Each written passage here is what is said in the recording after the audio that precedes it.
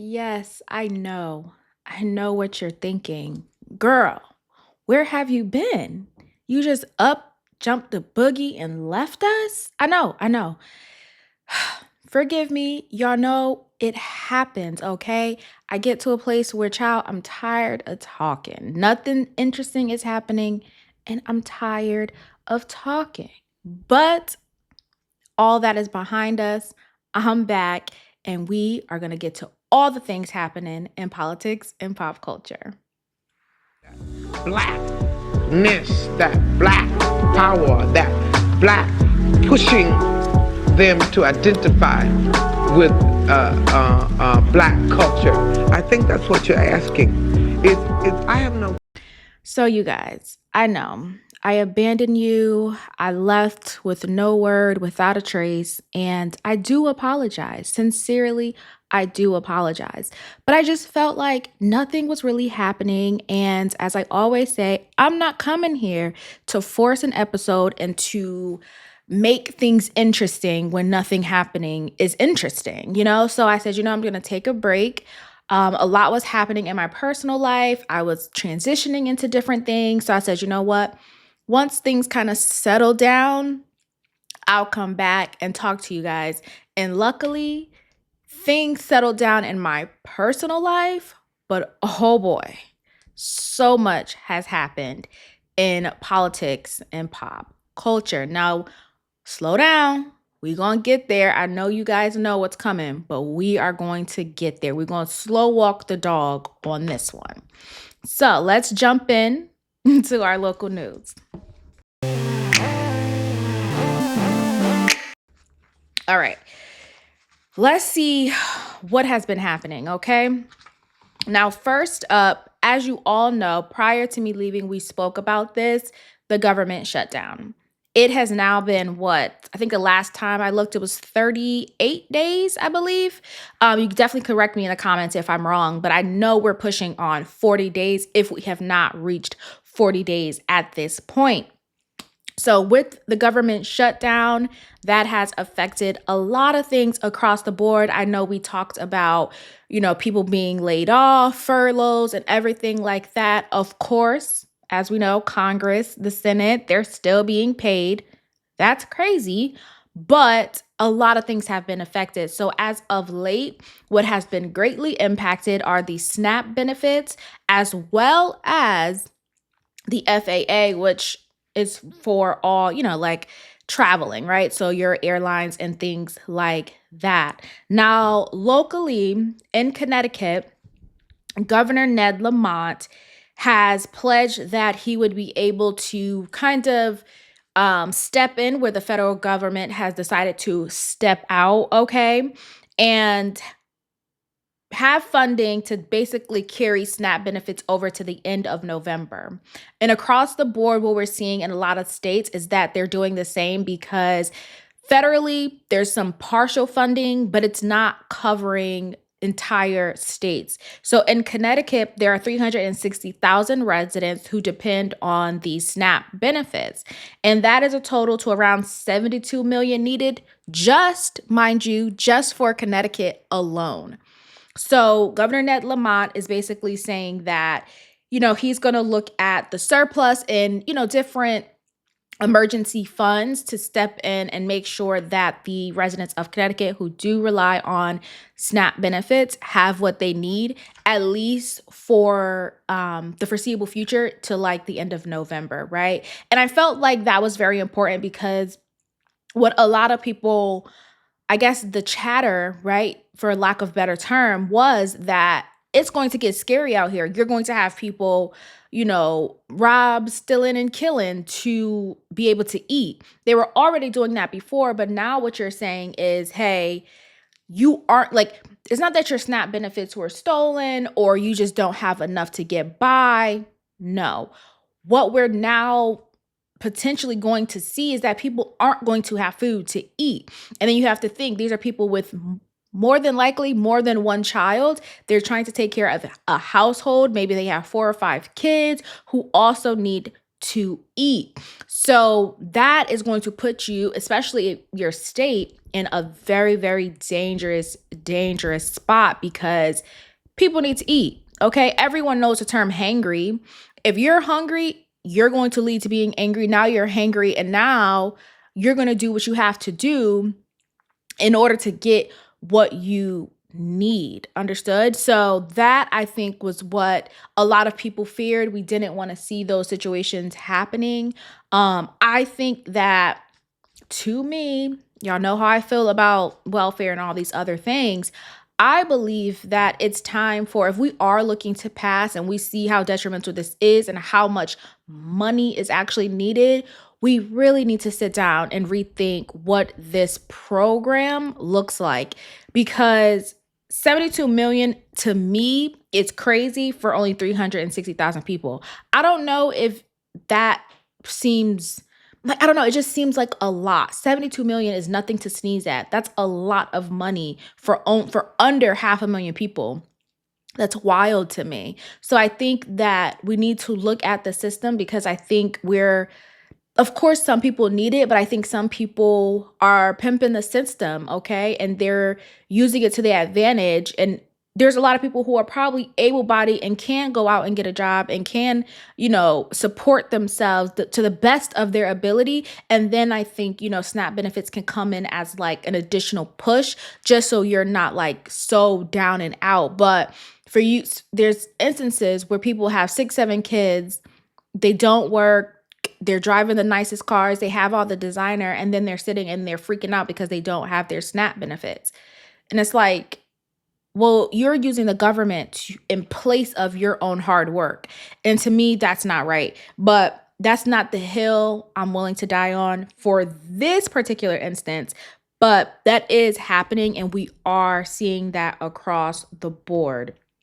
Now, in October, President Trump, his administration did state that the SNAP benefits would stop in November. And through my research, what I did realize is that it just simply ran out, and that it just is what it is. It ran out of money. And I think you also have to consider, as we spoke about in a previous episode, people are also stealing these SNAP benefits. So the money's running out. People are stealing from the poor, robbing the poor, essentially, right? And now we're at a place where, okay, how do we take care of these people who do need this help? But I do believe, and I'll say it again, we need to look at the system in and of itself, the program in and of itself, because some people, to be quite honest, they don't need to be on it. Not that there aren't people in need. There are people in need, but there are some people who don't need to be on it. And the reason why I say that is because down in the description below, I am going to put some links for if you are in need and you do need, food and things like that. It'll be in the description below where you can go. But there are going to be a large number of people included in this 360,000 who are simply going to be like, well, I don't need to go out to a food shelter or food bank or food pantry. I don't need to go out to where they're donating food, because it was never that deep. This was just free money and extra food that you were getting, that you were going out and buying your junk food and your crab legs. But somebody else, somebody else is somewhere giving you money for your food. So you're not really going to be missing. It's just going to be free money. People getting food stamps, selling the food stamps for money. Like, listen, the things are happening, okay? And I just believe that we need to pay attention to that, to the people who, yes, they're without it and they're going to complain because they're without it because, oh, the government, woe is me, but they're not going to be fully impacted. I'll just say that there, okay? They're not going to be fully impacted. And so what we have seen on a local level is that a lot of states are now suing the federal government because they're like, look, you can't do this to us, okay?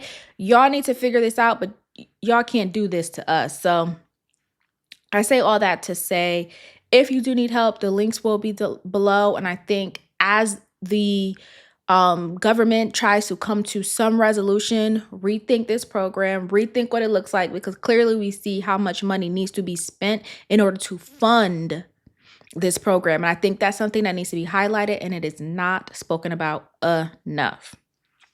Now, our next topic that we're going to discuss, I just wanted to jump into the revised housing bill that was unveiled following Governor Lamont's veto, because I do believe we spoke about this earlier in the housing bill and how they wanted to kind of build more residential units and structures and homes and things like that to get people to come to Connecticut. And the goal was like, okay, if we create all these stipulations to kind of loosen it, maybe more people will come build homes and things like that, and then we'll have more people living in homes as opposed to either leaving the state or living in apartments, which I also didn't understand, because I feel as though, or like owning, right? Like not renting, but like owning.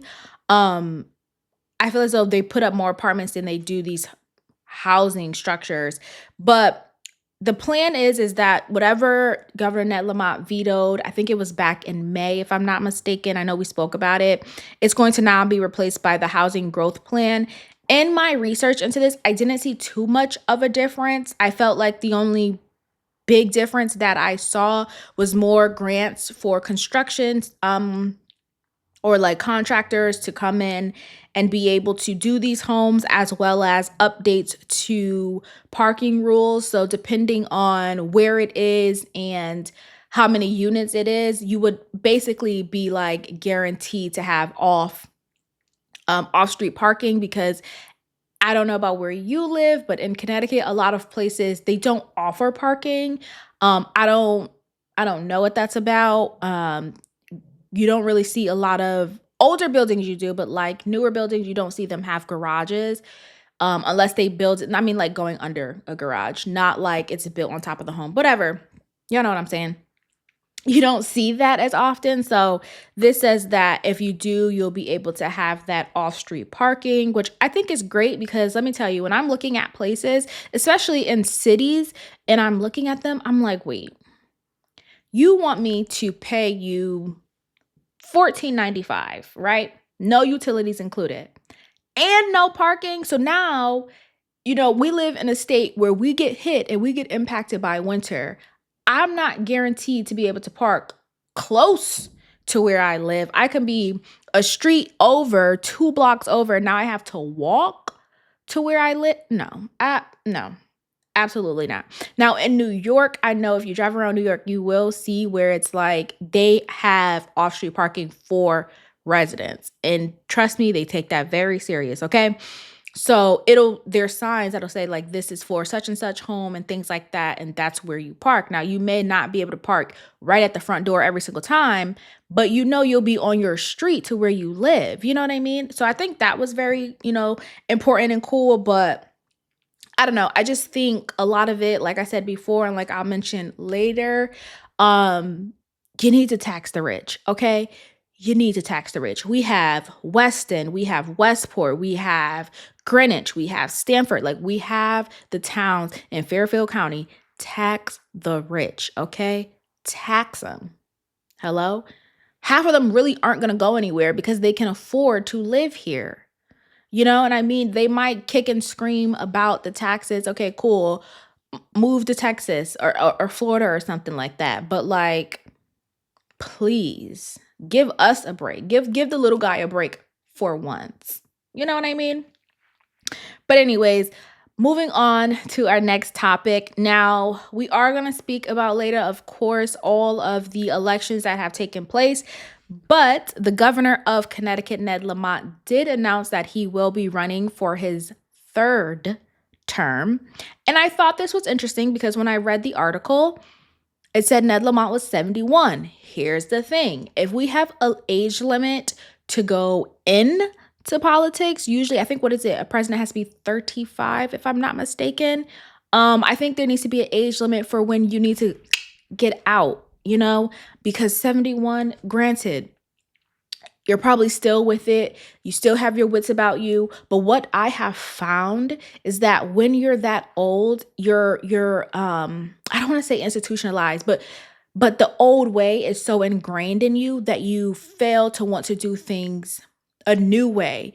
And I think what should happen is that you should be there, be a part of your party. If it's a Democratic Party, be a part of that party, but train people up. Now, I'm not saying you need to train one specific person, because I think what we found is that political parties, they identify one person and they're like, okay, this is the person we want to throw our funding behind. And I think you need to do at least 25, you know what I'm saying? Do a bunch of people, train these people up, get them to have the historical knowledge, get them to be in the community space, make it so that like it's unavoidable that these people will be the next politicians, whether that's in the state that they're being trained in or they're going to another state. But give them that historical knowledge so that they can then come in and take the place, but they have some knowledge and some backing, some education to support what they're going to do in the future. What we're seeing, to me personally, is that people are young, they have new ideas, and they want to come in swinging, but they don't have any historical knowledge to help carry them through. Because sometimes older politicians will say, well, that's not going to work. He or she is to this or he or she is to that. And, they know their inner workings because they're 70. I was going to say a bad word. They're 70 blink years old. And it's like, no, get up out of here. Prime example, Nancy Pelosi just announced that she is retiring. Let's get Nancy's age. She announced that she's stepping down. She's getting out of her position. And it's like, girl, you so old. Like, we should have been 85 years old, 85 years old. We should have been had you out of here. You know what I mean? And you should have been training up the young men and women to come in behind you and to do great things behind you long, long, long ago. The fact that you are 5 years from 90 and you are still working in the government is so scary to me. Like, it is so scary to me because it's such like, you can mean well, but it's like, enough is enough. We're tired. We need new, fresh eyes, people who understand the new things that are happening in the world and in the country and have a more, I hate this word, but a more progressive ideology, we don't need all of the old farts, for again, lack of a better term, but we don't need all the old farts in there doing what they do. Let's get some new and fresh blood in this, and that doesn't mean that they have to be 35. They can be 52, but they're a little bit younger than 85 and 71. You understand what I'm saying? So I don't know. I really do, I did like Governor Ned Lamont, but I would love to see someone else. I do have someone in mind. So let me tell y'all, if this person that I'm thinking of, if they announce that they're running, I don't know, because I think this person also wants to do more of like a Senate Congress type situation. But if this person does announce that they're running, just know I'm going to be campaigning for them so hard because I really, really do like this person. So I'm not going to say it for yet, but if this person does run, listen, okay? I'm going to be up here with the t-shirts, the stickers, the pins, and everything else in between. So that's that on that. I just wanted to say, listen, step down. We need an age limit. I don't know if we want to say like 66, like, that good old, what is it? Medicaid and is it USAA? What's the AARP? That's the one. When you can sign up for AARP, I think that's when you need to start putting in your succession plan, you know what I mean?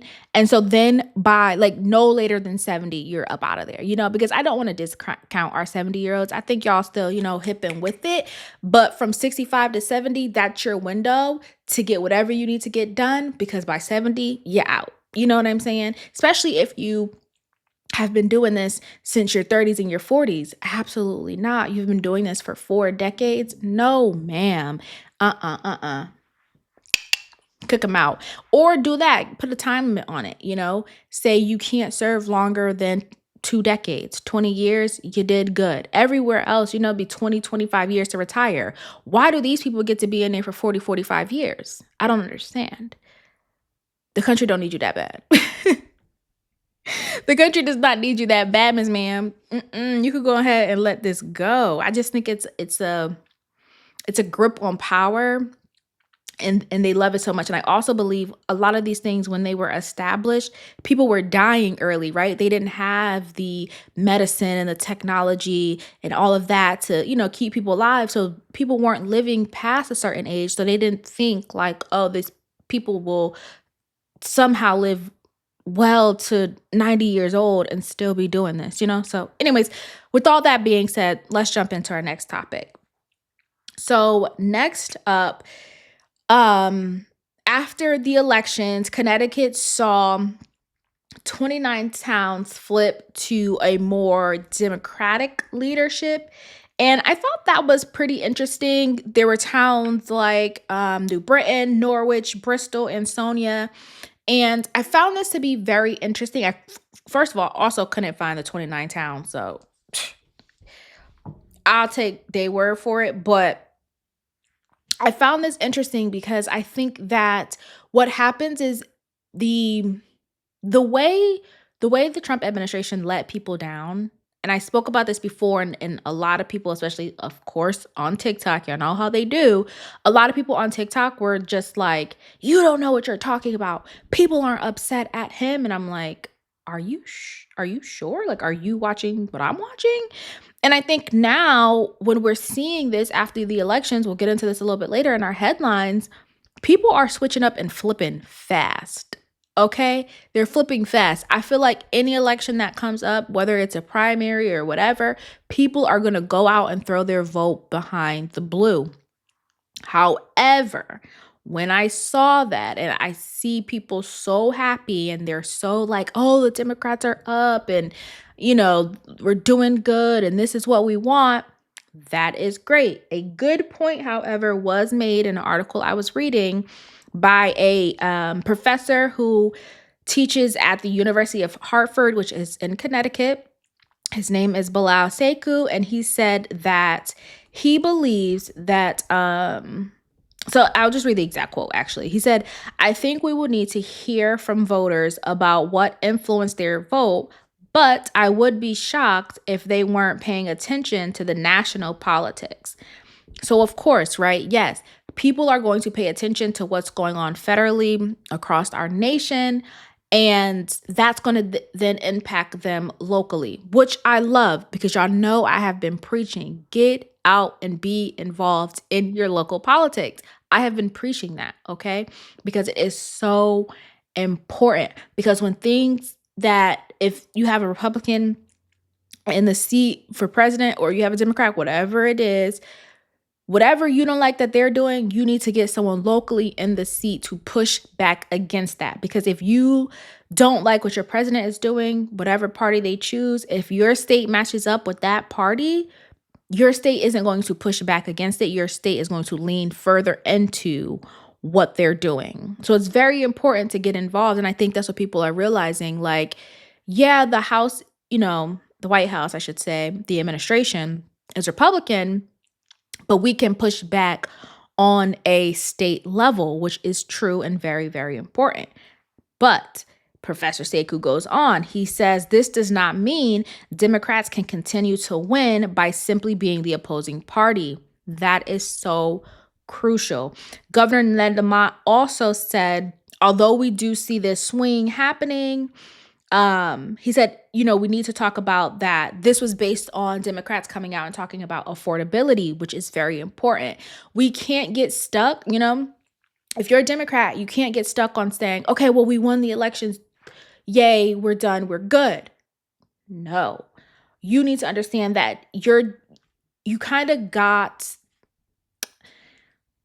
the votes by default, right? And when I say by default, I mean everyone's mad at this party, so they just ran to this party.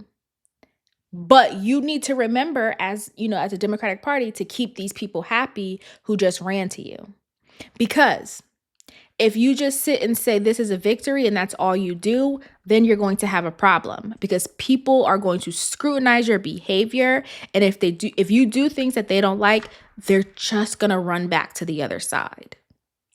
Understood? So it's very important that in these moments, while we see these big swings, that we pay attention to what they're doing, because we don't want to not hold their feet to the fire, and just like they did with the red, just run to the blue, and then when they get mad at the blue, run to the red. You know what I mean? Like, pick a side, stay there, and hold their feet to the fire and hold them accountable. I think a lot of people ran from Trump's side to the blue, and a lot of people showed up for the blue, but I think that, it needs to go further than that and not just say, oh, well, look, we did it. Everyone's now happy.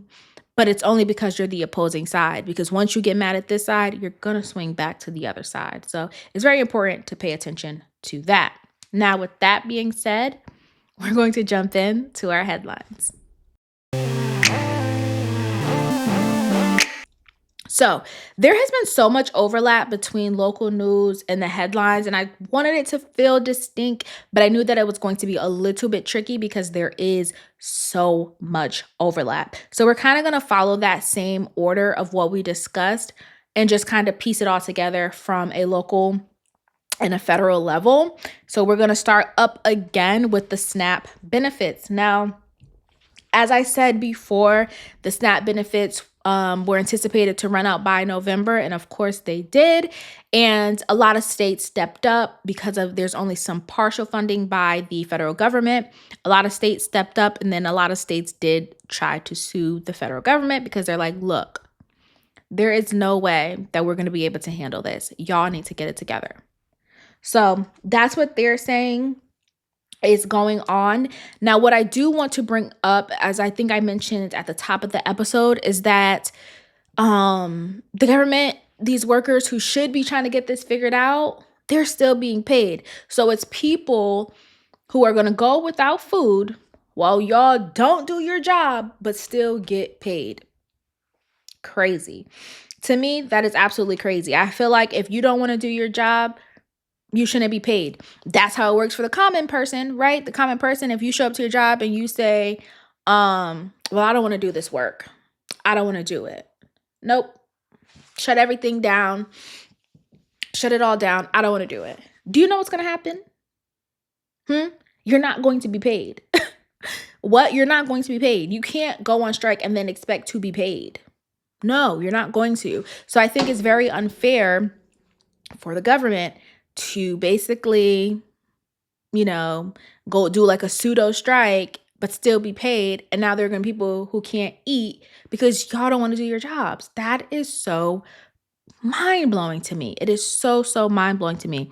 If anything, I think that needs to be changed. I feel like I read somewhere that Trump was trying to change that, but they were like, absolutely not. Because of course, you're asking the people, who make that decision to be like, yeah, no, don't pay yourselves. Like, they're not going to go for that. But I don't know. I don't know how we could get behind any president that wants to make that happen. But I do believe that needs to happen because that is entirely unfair. So the legal challenges that we're looking at is that the Trump administration saying that they are able to provide, like I said, some partial payments, but there's some legal and funding constraints, and we'll definitely dive into that. Of course, at the state level, they're using their own local funds and to issue benefits to residents, including states like New Jersey, Vermont, of course, as we mentioned in local news, Connecticut, and they're hoping to do this for November, and maybe we'll see some resolve come December. Now, on November 7th, which was this past Friday, a U.S. district judge, I think his name was John McConnell, he ordered the Trump administration to pay full SNAP benefits. However, when the Trump administration saw that got handed down, according to Politico and my research, y'all, Trump administration ran right on down, okay, to the, if I'm not mistaken, it is the First Circuit something court. I'll find the name. Give me a second. They ran down. They were like, absolutely not. Block this, stop this, appeal this, do what we got to do because no. Now, when I read that, I'm like, like, what's the problem? Because I don't know. I just feel like, I guess you can't pick and choose, right? If the government shut down, the government is shut down. But Judge why can I not get this out? Judge McConnell, Take your time with your words, girl.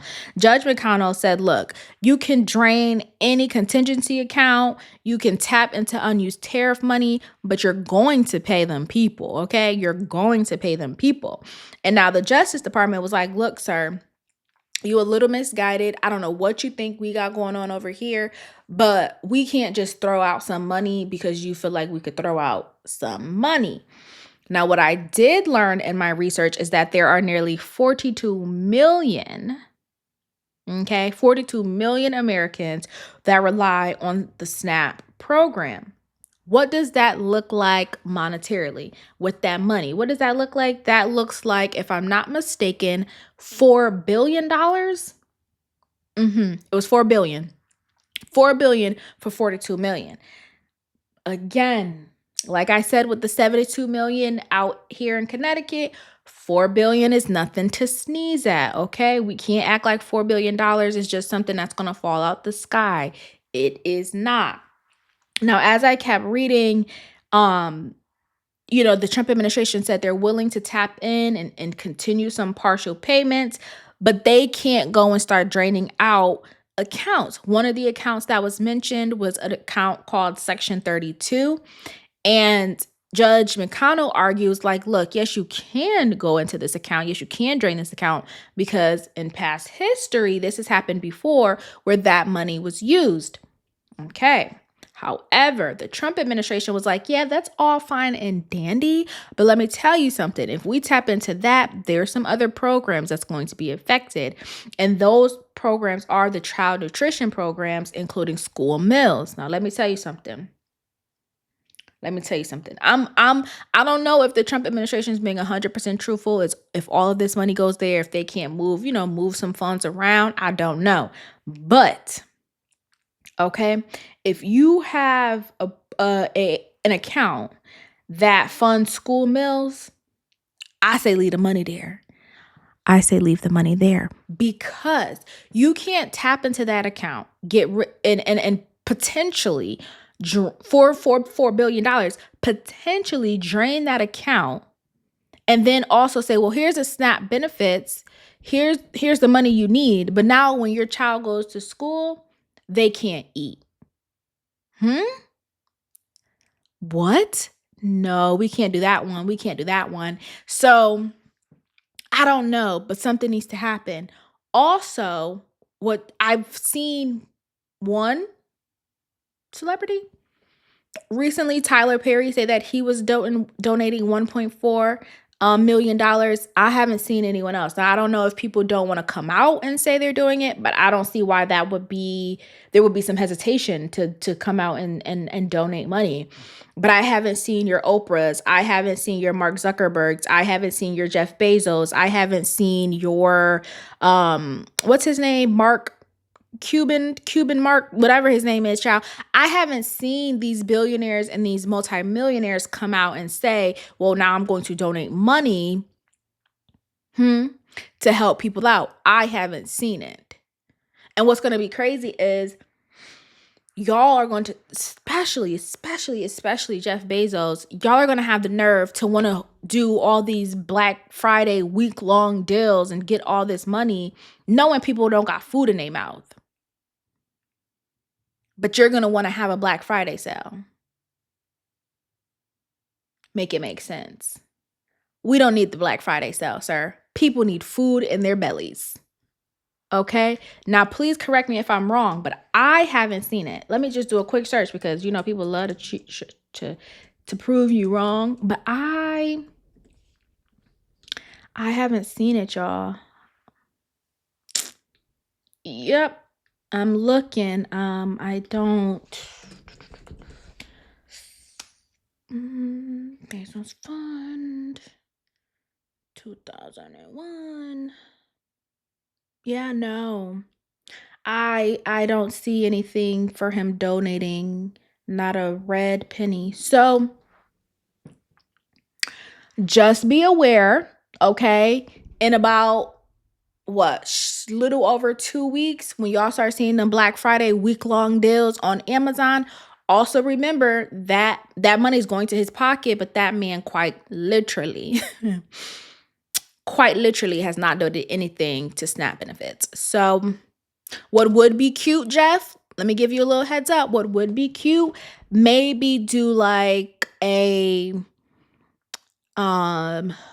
little donate thing, as people cash out, they could donate.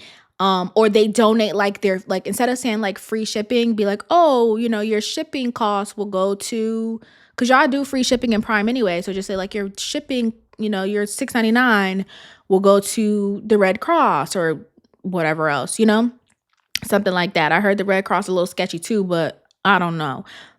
Some, food pantry or something like that. You know what I'm saying? Just do something to help the people, okay? Because y'all be having way too much money and y'all want people to spend more for you. Meanwhile, people are hungry. They need food. And I haven't seen not a single company come out and say, here's what we're going to do to help. Besides what I've seen recently, Tyler Perry. But he also used to be homeless and things like that. So I think he knows the struggle. Tyler keeps himself immersed. Yeah, I haven't seen it. So remember that when y'all doing y'all Black Friday shopping, okay? Y'all doing y'all little Prime deals, okay? Kid's stomach rumbling and growling, but you worried about getting this TV that was made somewhere for 25 cents. You worried about getting this TV for 50% off. Girl, please, you're hungry. Go get some food. Anywho's, moving on. What I did want to mention is that the Justice Department, they came out and they, had a little statement. And I thought it was very interesting because, yes, I feel like this is such a logical thing to say. It says this is a crisis, but it's a crisis occasioned by congressional failure, and that can only be solved by congressional action. Clock that one. There is no lawful basis for an order that directs the USDA to somehow find $4 billion in the metaphorical couch cushions. Yes. If they would go and do their job, this would be resolved, but they don't want to go and do their job. So now you want to issue court orders and you want to have states suing the courts and the federal courts and things like that. Well, y'all could just sit down at the table and do your job. As hard as it is, sit down and do your job. But see, they old and they can't sit there that long. You know what I'm saying? They knocking on the door of, you know what I'm saying? And they don't want to sit there and be there all night. They can't do it. They're tired. They need their medicine. Half of them probably need oxygen tanks and this, that, and the third. You know what I'm saying? So I don't know. It's a whole lot of with this SNAP benefits. I will not lie to you. I did all the research and it's just a whole lot of the Trump administration's like, look, okay, even if we did drain this account, you gonna put the money back? And I know that's right. That's such a valid question. So they ask real valid questions. Okay, cool. I went and gave all this money up. Now we're struggling with school meals, but they got their their SNAP benefits. Are you gonna put the money back? Valid question. So with that being said, I did read, as I was doing my research on all of this, I did read that Supreme Court Justice Ketanji Brown Jackson, she did agree to lift the deadline because remember, Judge McConnell said by Friday that they had to pay full benefits. Ketanji Brown Jackson stepped in. And she was like, nope, we're going to lift that deadline. And I was like, why are they only signaling her? That confused me, right? Because she is the Black Supreme Court Justice that was appointed by Biden. And I was like, are y'all just trying to throw her under the bus, but all y'all voted on this? Let me know something. So, of course, I had to go and look that up, girl, because I was like, hold on. Not too much on my sis. You know what I'm saying? So when I looked it up, Ketanji Brown Jackson is the justice assigned to handle emergency appeals for the First U.S. Circuit Court of Appeals. So whenever it's like an emergency instance, she's the one that's assigned to step in. I said, okay, that's her role. That's her job. Understood. Because y'all was not going to throw my girl under the bus. Absolutely not. That was not happening. So I had to figure that out. And she also, because again, the headlines made it seem like she was opposed, right, to the Trump administration having to pay out the full benefits, but that wasn't the case. She extended it to give the appeals court time to further review the case that was, at hand. So it's kind of like, okay, the deadline was X. They're not going to make that deadline outlift it so they can further review it and come to a decision. It wasn't like, oh yeah, no, we don't need SNAP benefits paid out. And that's what it kind of read like. Just like across the headlines, it kind of read like Jackson agrees with Trump, basically, right? That's what it was alluding to. And I was like, hold on, I don't understand. So in further reading it, she extended it just so that they could further review the case.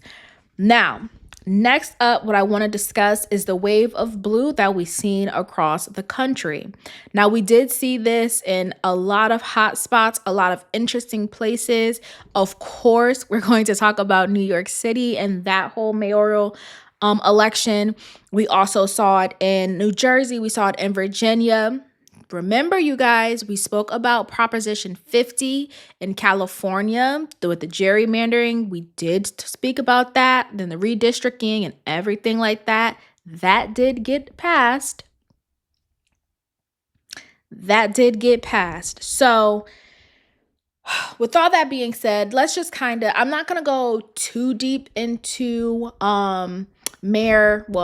as of January 1st, Mayor Mamdani. I'm not going to get too deep into that yet, but I'll tiptoe around that. So the first thing that I want to speak about is, remember I said Governor Ned Lamont had a lot of Democrats won because they were willing to talk about affordability, right? Because again, the people are broke, okay? We out here, we need a break. It's hard, you know what I'm saying? It's getting hard out here for a pimp, okay? When you're trying to make the money for the what? For the rent. And Mamdani, he came out and he was like, look, I understand all that. I'm looking for I think he wanted like free public transportation and like covered childcare, and then taxing the rich, which I loved, right? He was like, you're moving people can't afford, who've always lived in Manhattan and lived in Harlem. They can't afford to live there. They can't afford to live in the borough they lived their whole life, because you have multimillionaires coming in and like flooding the city, which is then pushing them out. Now, people who are wealthy, they love it. They're like, yeah, this is where I want to be. You got, you're close to airports and things like that. It's a great hub. But it's also like, you're a transplant. You really don't go here. And this is our city and we want to take it back. So that's kind of what he ran on. And I think that was very important. I also want to mention Mary Sheffield, who won for the Detroit mayor race. She is a Black woman, beautiful Black woman. I was very excited for that. As well as Dorsey Alpers, who won for the mayor of Albany in New York. I love that. We saw a lot of Black and brown people winning, which I thought was amazing, as well as women. A lot of women winning as well. So what we are seeing to me is that, folks are not very happy with how President Trump is running this whole thing, and they're getting involved locally, as I mentioned before. And I have been preaching to y'all the importance of participating in local elections. Now, although this does feel like a victory for some, I think the real work begins now, because these are elected officials. These aren't appointees. These are elected officials. These are people who are in this position because they were elected by the people. Therefore, now that they have been elected, and a lot will be sworn in come January, y'all need to make sure that you hold these people accountable and remain active in the entire process. See it all the way through. It's not enough to elect the person, get them in the seat, and then say, whew, did that, and then be done with it. Absolutely not. Whatever that person promised you, whatever you feel is important to you and your community where you are a tax-paying citizen, you make sure it happens. You show up to your community talks and your budget meetings and budget presentations and all of the things that they do that are open to the public. You make sure that you show up and you make sure that your voice is heard, because it's not enough just to get the person in the seat. Because as we see, Trump is in the seat, but look what he did with it. You know what I'm saying? You need to hold people accountable. These are elected officials. These are not people who were just, picked out of a crowd and put into a seat. No, Y'all elected them. So if you elected them, then you need to be involved in the process. Hold their feet to the fire. Whatever you feel is important to you, you make sure it happens. Whether it's a road that needs to be paved. A lot of times people go over potholes and potholes and potholes and don't realize you can quite literally go down to your town hall, okay? Ask to either speak with the mayor, you can speak with whoever, his next in line is, whatever. You need to speak, go up on your town website, send an email to your public works department. Hey, this pothole has damaged my car like this. This needs to be fixed. And do it over and over and over again. Guess what's going to happen? It's going to get fixed. Level it up to a mayor. Say, hey, I've been reaching out to X, Y, and Z for this amount of time. Here's the pictures. Here's this, that, and the third. This needs to be fixed. Get involved. Don't keep driving over the same pothole. Don't keep making the same mistake. Get involved and stay active the entire way through. If that person's supposed to be in office 3-4 years, be involved the entire way through. Don't wait for the headlines to say that they did a bad thing. Don't wait for the headlines to say that they did a good thing. Don't wait for the press conferences. You need to be involved because you pay tax money that pays their salary. Let me tell you something. If I was paying for someone's salary and they weren't doing a good job, oh, no. Now we got a problem. Okay? You are like the supervisor of that person. You are the manager of that person because your tax dollar pays their salary. Understood? Okay. Now, voting is great, but results are even better. And at this point, we need results. I don't too much care. Like, for campaigning, I don't too much watch what the people are saying, right? I get your high points. That's why I said for Mamdani, he was talking about transportation, childcare, and taxing the rich. Those are like his real high points. If those are your high points, Mamdani, every New York City, because a lot of people hear New York and think it's like all encompassing. No, for Manhattan, essentially. For Manhattan, those people who are tax-paying citizens, y'all need to pay attention to that. Or if there is an issue that you feel wasn't raised, but you feel he was a strong person to get it done, raise the issue. Keep raising the issue. Make it a thing. Because that's the only way that you're going to be able to see change, is if you advocate for what you want to happen and be sure that you're applying pressure to make it happen. Because I'll be damned if I'm paying somebody's salary and they not doing what they supposed to be doing. Okay? Now, where I pay my taxes, so I don't live where I pay my taxes to, but that's another story for another day. I don't feel like it's a bad place. I actually feel like they're doing great things in that town. I tell, my mother all the time, I feel like that they're doing great things in that town. So I don't have no real beef with them, but let it get crazy.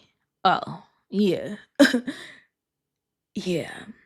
Now, with that being said, of course, I don't live in New York City. Obviously, I live in Connecticut, but we need to pay attention because the people were so upset with Mamdani. It was one gentleman, one billionaire, according to Al Jazeera. I was watching a few of their documentary type pieces regarding Mamdani, and there was one billionaire, I wish I could remember his name, but to be honest, it's really not that important. He came out and said, I will throw any amount of money behind a candidate who can beat Mamdani. Mind you, this billionaire that said that does not live in the city. So why is it so important to you? Now, why is that so important to you? I don't understand why it's so important if the man wins or loses for a city you don't live in, unless you have ulterior motives, which I think a lot of people do. So I definitely will be paying attention to this, of course, because the way they're acting about this man winning and being upset and everything like that, I don't know. It's a little strange to me. Big games are being played, so we'll see how this shakes up. I definitely will keep an eye on it for that aspect. But other than that, if you live in New York City or you live in one of these places where, the vote really mattered, New Jersey, Virginia, things like that, make sure you stay active in the process, okay, throughout the entire time that they are elected to be in this position because you don't want to fall off and then get upset and just run back to another side just because it's the opposing party. No, absolutely not. Stay active and get every single cent that you put into their salary worth it. Okay. Now, with that being said, there was some things happening in pop culture that I'm quickly going to talk about. Not going to sit here too long. The first thing I wanted to talk about was the viral AI singer. I believe her name was Talisha something, y'all. Something of another girl. A girl named Talisha, aka Nikki, came out saying that she is the viral creator of I think it's Zania Monet or something like that, where she basically is a songwriter. She can't sing worth a lick. She can't sing. But what she does is she puts lyrics into this AI platform. On that platform, what she then does is she, kind of like ChatGPT, asks the AI platform to give her a soulful R&B sound. And with that, she then puts out this music under this AI character. Now, I definitely view this a little different. If y'all are not new here, y'all true, y'all family, you with me, y'all already know. I look at things from a way deeper standpoint than most people. So when I saw this and when I watched the interview, because I think she sat down with Gayle King, if I'm not mistaken, she sat down with Gayle King, and when I'm watching this, I'm like, oh, her mental's fucked up. I'm going to be honest. Her mental is not right. Simply because I don't know if it could have been nervousness, but it just gave me that at some point she's going to slip into, I don't know if psychosis is the right word, but she's going to slip into not being able to separate herself from this AI character. She's going to slip into where now she's going to be responding to being called this AI character. I think she's towing that line of not knowing the reality of being Talisha, aka Nikki, and being this Monet singer. I think she's kind of teetering that line, and that was very disturbing for me while I was watching, because a lot of people, y'all can barely handle the TikTok and the Instagram algorithm. Y'all, although it has been, told to us, we've seen Black Mirror, we've seen, was it called Social Media? What was the movie that was basically about Facebook? I can't remember the name. Was it Social Media? It was something, but it was basically about that and how they use the algorithms, especially on Black Mirror, although it, seemed like it could have been far-fetched, but I don't think so. I think we're getting there.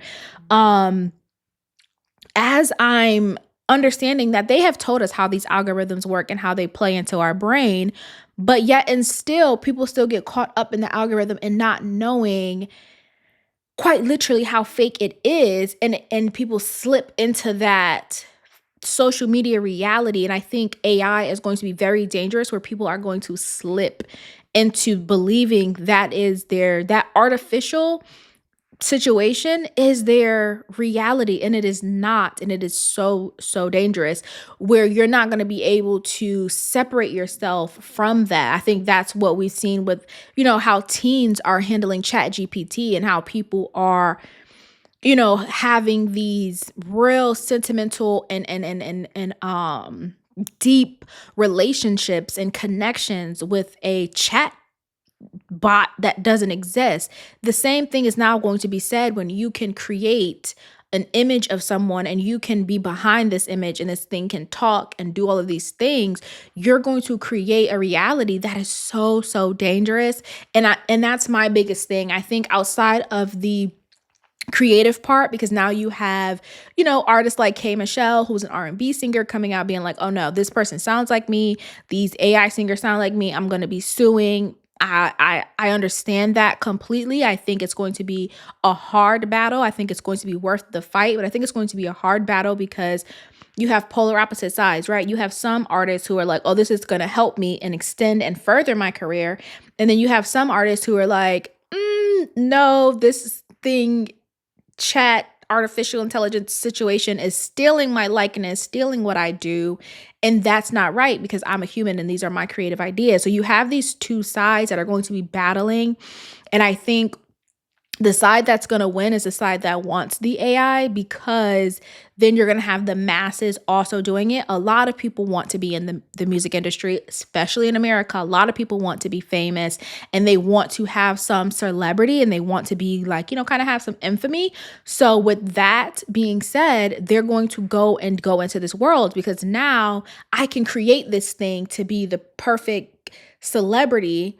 And they're going to not realize, like, that's not you, though. Although you are feeding the prompts and all of this, it's not you, So I think it's going to be a very, very dangerous thing. And it's not it's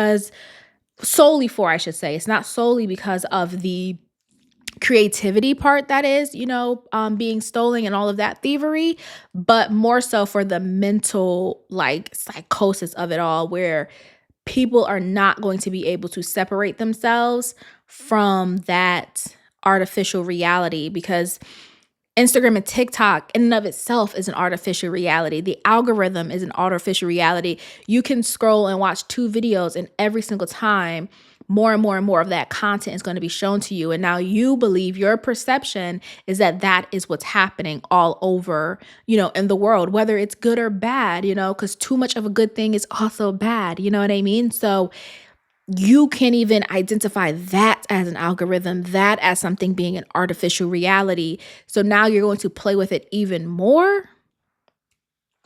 Baby, that's a dangerous game to play, okay? That is a dangerous game to play.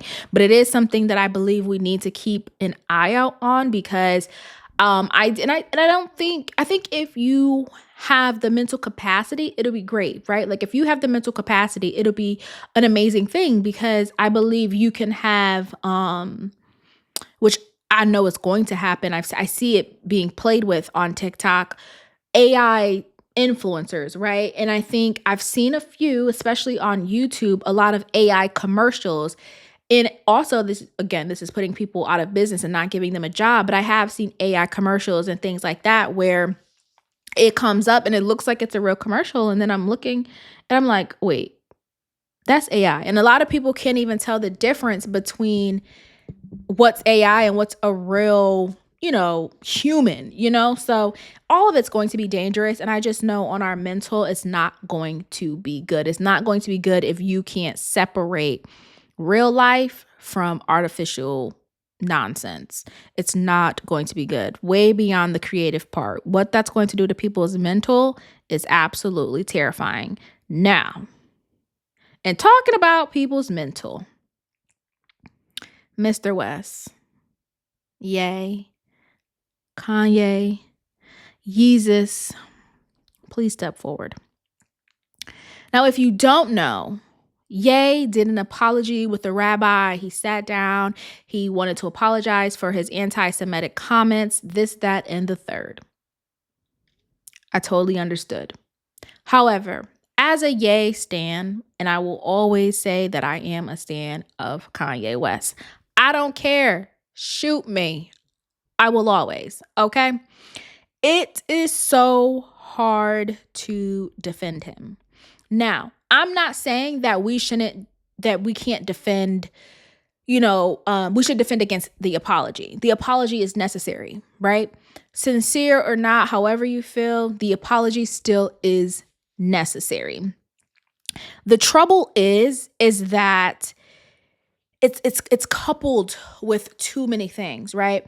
Because Kanye has always been a master at being, calculating and doing everything to bolster his, public image or whatever he has to sell. He's been doing this for a very, very long time. And I think every single time it's always been successful. He knows what he's doing. So whenever he needs to sell something, whether it's an album, whether it's clothing or sneakers or what have you, if he's selling something, he's going to do something large, a large, very public and performative act. Okay. And that's what this felt like. A lot of his behavior feels performative. However, it's a hard struggle to defend him because, of course, speaking of mental, right? His mental disorder has his mind held captive. So you have to understand that there is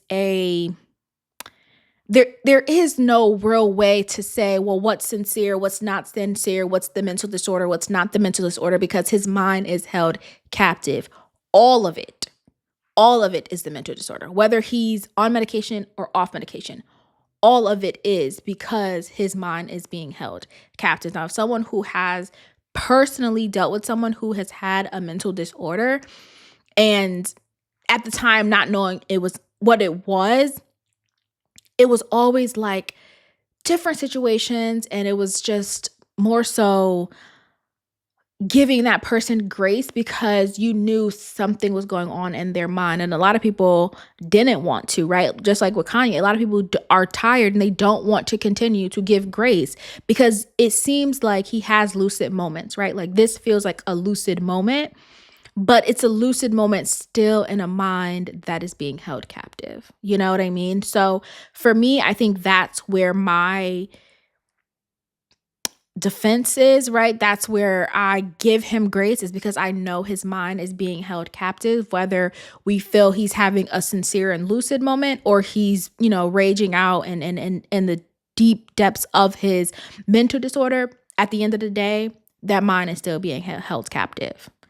So I think that's the part that allows me to give him grace, is that he's navigating through these moments from a mind that's being held captive.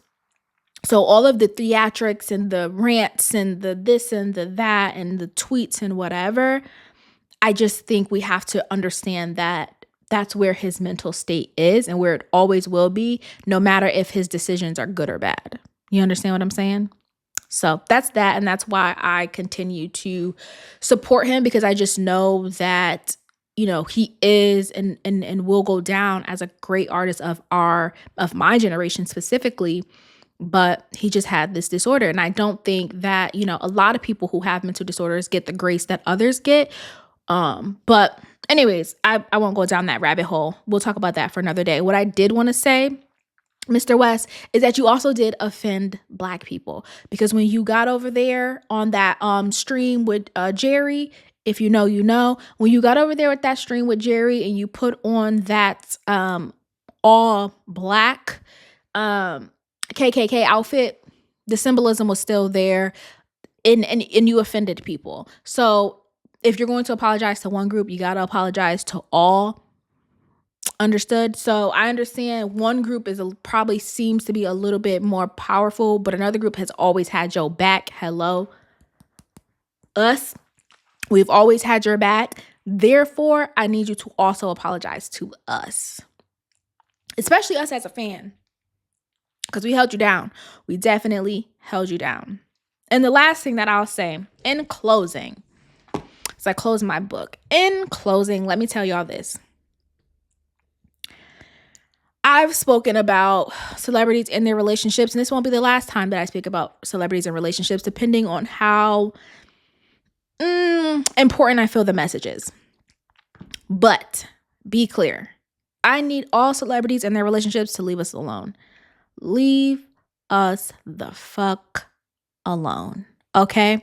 I don't want to hear a thing about a Krishan, a Jaden, a Blueface. I don't want to hear anything about, who else was it, child? Let me see. Did I write it down? I ain't write it down. Cause again, I don't care. Oh, Young Thug and Mariah. I don't care. Leave us alone. Okay? Leave us alone.